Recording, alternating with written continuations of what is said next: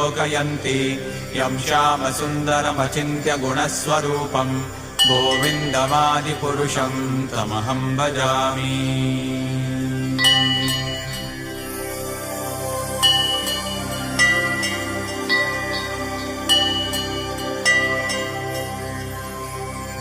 रामादिमूर्तिषु कलानियमेन तिष्ठन् नानावतारमकरोत् भुवनेषु किन्तु कृष्णः स्वयं समभवत् परमः पुमान्यो गोविन्दमादिपुरुषं तमहं भजामि।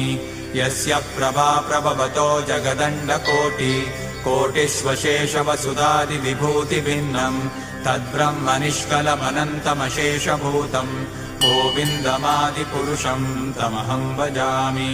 माया हि यस्य जगदण्डशतानि सूते त्रैगुण्यतद्विषयवेदवितायमाना सत्त्वावलम्बि परसत्